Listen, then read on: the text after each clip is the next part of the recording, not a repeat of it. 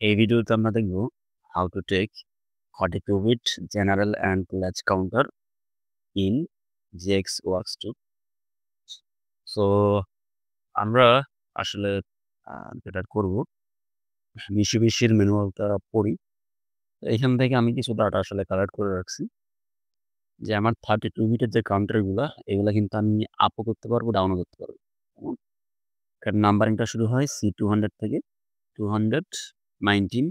এই 20টা পয়েন্ট হচ্ছে আমাদের জেনারেল, আর 220 থেকে 234 এই 15টা হচ্ছে আমাদের লাস্ট। সো এখানে আসলে আ ডাউনটা আসলে সরাসরি করা যায় না। কিছু মেমোরি গুলোর সাহায্যে করতে হয় এবং স্পেশাল মেমোরি গুলোর সাহায্যে। সো আমি এখানে ধরুন লিখলাম যে M8200 লিখে আমি এন্টার দিলাম। দেখি আমাদের রেজাল্টটা কি আসে। ওকে। এখানে দেখুন আমাদের ক্লিয়ারলি আসলে আমাদের ম্যানুয়ালে এটা লিখা আছে যে আমরা M8200 এই মেমোরি কোয়েলটার সাহায্যে আপনাকে C200 ভ্যালুটাকে ডাউন করাইতে হবে। এবং ডাউন করতে পারবো আমরা।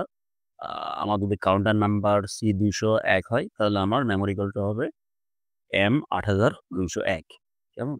সো আমি ধরুন এখানে আমি ১ম আমাদের যে আসলে জেনারেল যেটা আছে আমি সেটাকে নিই। ধরেন আমি লিখলাম C200 স্পেস K5 এবং এটা আমার 200 কাউন্টার। এটা হচ্ছে আমার 32 বিটের একটা জেনারেল কাউন্টার। কেমন? সো আমার এই সুইচটা দিলে কিন্তু আসলে এটা আপ হবে। আমি যদি এটাকে ডাউন করতে চাই তাহলে আমাকে যেটা করতে হবে, আমি আরেকটা সুইচ নিলাম LD স্পেস X2, দেন আমাকে আউট লিখে ওই মেমোরি কলটা নিতে হবে M8200। কেমন? এবং আরেকটা কাজ করতে হবে, এখানে আমি একটা ইনসার্ট করব। এই M8200 টা কেন আপনাকে এটার সাথে প্যারালাল এড করতে হবে। সো আমি LD স্পেস M8200 এন্টার দিলাম। এবং এখানে আমি ডিরেক্ট অল লিখলেও হইতো।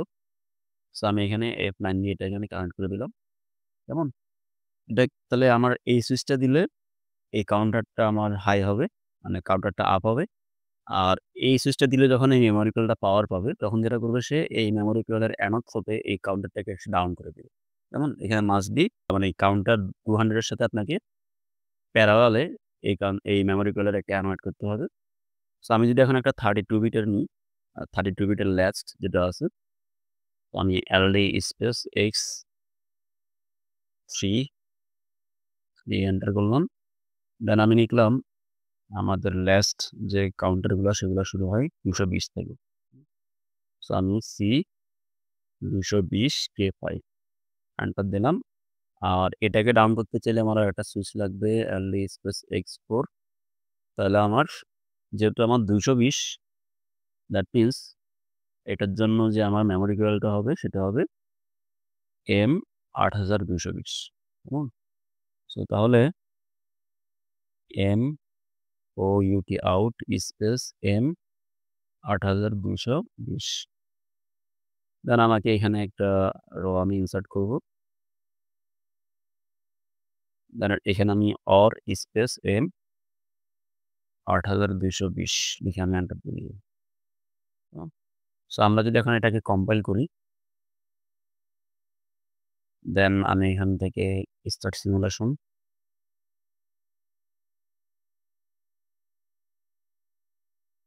দেন আমি এখন দেখেন বর্তমানে ২ টা কাউন্টার ভ্যালু 0। আমি যদি এই সুইচটাকে আমি ডিবাগে এসে এটাকে অন করি, এটার ভ্যালু ১ হবে। আবার অফ করলাম, আবার অন করলাম, এটার ভ্যালু 2 হবে। কেমন? সো আমি যদি এখন এখান থেকে X2 কে হাই করি, আমার X2 আমি এখানে লিখে দিতে পারি। X2 কে অন করলে যেটা হচ্ছে, এই মেমোরি কার্ডে যখন হাই হচ্ছে তখন কি এটা ডাউন হচ্ছে। আবার 0 করলাম, আবার অন করলাম, এটা 0 হয়ে গেল। কেমন? যখনই আপনি এই মেমোরি কয়েলটাকে হাই করবেন এবং এই মেমোরি কয়েলের অ্যানোডটা যদি আপনি এই কাউন্টারের সাথে প্যারালালে এড করেন, তাহলে সেটাকে ডাউন করবে। সো আমি এটাকে অফ করলাম। আ অফ করে আমি এখান থেকে ধরুন আপনার X1 কে আমি হাই করে রাখি, 1 করে রাখলাম। আর সিমিলারলি এটা হচ্ছে আমার লাস্ট কাউন্টার। এখন আপনি এটাকে অন করলে এটা হাই হবে। সো আমি এটাকে 2 করলাম। 2 করে যখন আমি এটাকে এই ৮,২২০ কে আমি হাই করব, তখন এটা ডাউন হবে। কেমন? এটা যেহেতু আমাদের লাস্ট কাউন্টার, আমি যদি আমার এই মুহূর্তে সিপিইউটাকে অফ করেও দিই, আগের যে T200 তার ডাটা মুছে গেছে অর্থাৎ 0 হয়ে গেছে। বাট এই ডাটা কিন্তু আমাদের এখনো আ তার মধ্যে হোল্ড হয়ে আছে। কেমন? সো আমরা এইভাবে খুব সহজে আমাদের GX Workspace এর 32 বিটের লাস্ট এবং আ জেনারেল কাউন্টার গুলাকে আমরা আপ এবং ডাউন হিসেবে ইউজ করতে পারবো। সকলকে অসংখ্য ধন্যবাদ। আসসালামু আলাইকুম।